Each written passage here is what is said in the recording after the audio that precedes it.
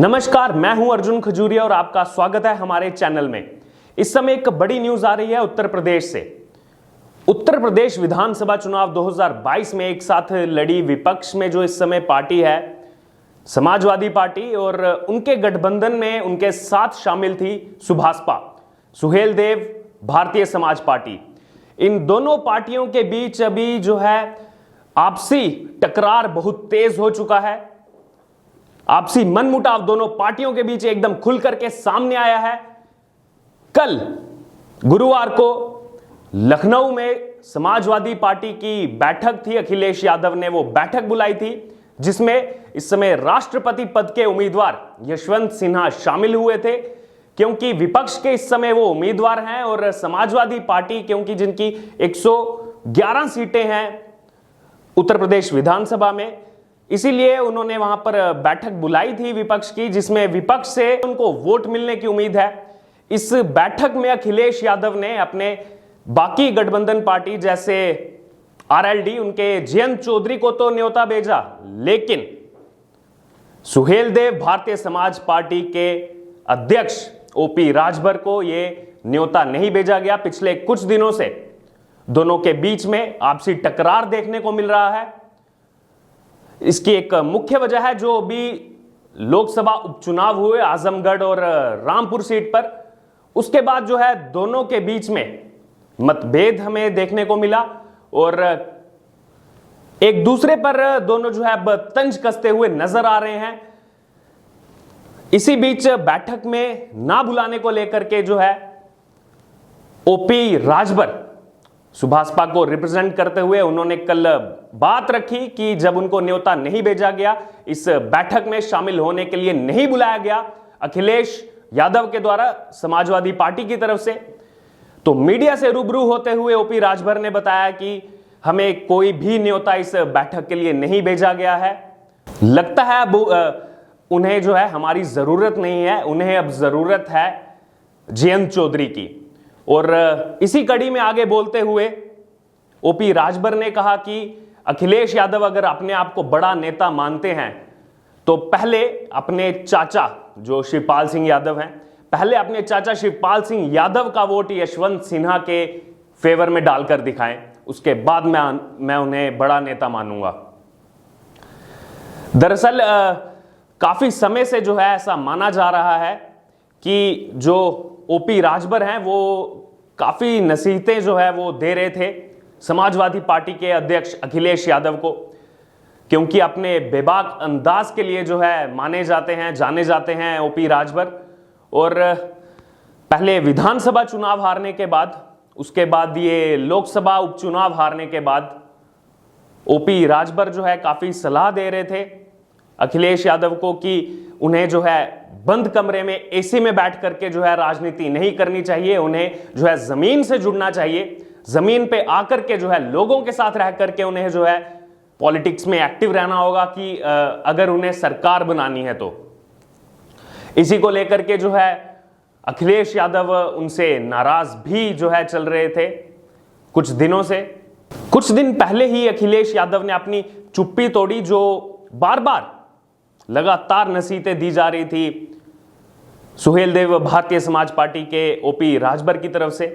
अखिलेश यादव ने अपनी चुप्पी तोड़ते हुए ये कहा कि काफी समय से जो है हमें वो नसीहतें दे रहे हैं और हमें जो है उन सलाह की कोई भी जरूरत नहीं है। तो पिछले कुछ दिनों से ये साफ हो चुका था कि समाजवादी पार्टी और सुहेलदेव भारतीय समाज पार्टी के बीच में मनमुटाव काफी तेज हो चुका है।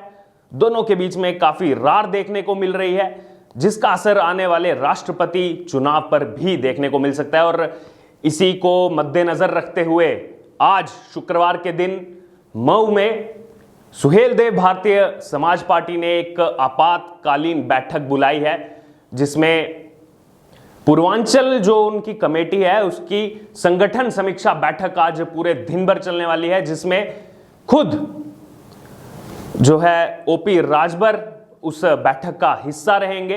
और कहीं ना कहीं आगे चल करके क्या राजनीति होगी, क्या रणनीति होगी सुभासपा की, उसको लेकर के आज जो है वो चर्चा उस बैठक में होगी, ऐसा हमें सूत्रों से जो है सुनने को मिला है।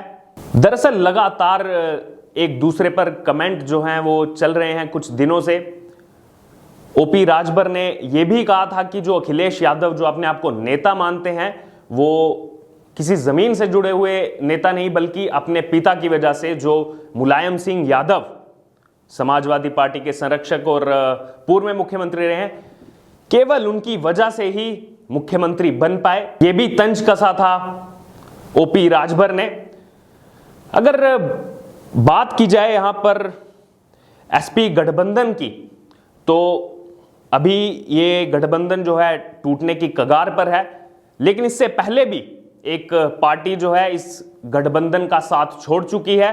महान दल के केशव मौर्य पहले ही इस गठबंधन से अपना रास्ता अलग कर चुके हैं और अब यहां पर सुभाषपा इस गठबंधन से अपना रास्ता अलग करती हुई नजर आ रही है, क्योंकि इस प्रकार की बातें रखी गई मीडिया में कि अगर समाजवादी पार्टी तलाक चाहती है तो हम तलाक देने को रेडी हैं, अगर समाजवादी पार्टी हमें सम्मान नहीं दे सकती, ऐसा कहा गया ओपी राजभर की तरफ से कि अगर समाजवादी पार्टी सुभाषपा को सम्मान नहीं दे सकती तो हमें भी इस पर जो है विचार विमर्श करना होगा, हमें भी इसको मद्देनजर रखते हुए आगे की रणनीति तय करनी होगी।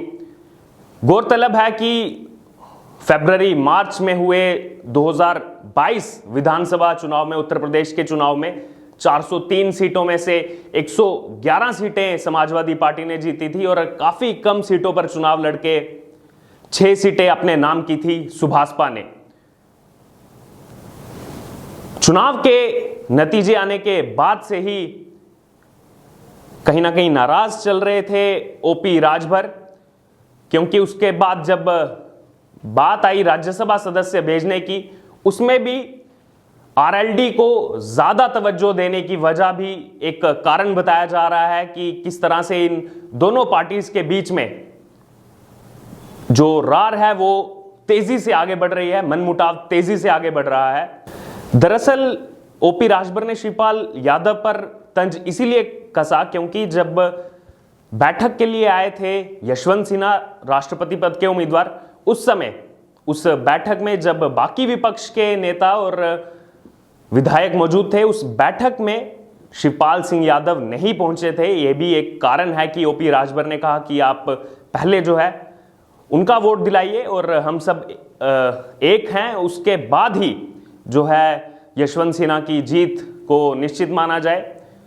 और ऐसी संभावनाएं भी हैं कि आज सीएम योगी आदित्यनाथ से मुलाकात करने पहुंच सकती हैं एनडीए की राष्ट्रपति उम्मीदवार द्रौपदी मुर्मू और अपना जो गठबंधन है भारतीय जनता पार्टी के साथ, उनसे समर्थन मांग सकती हैं अपने वोट के लिए आने वाले राष्ट्रपति चुनाव के लिए।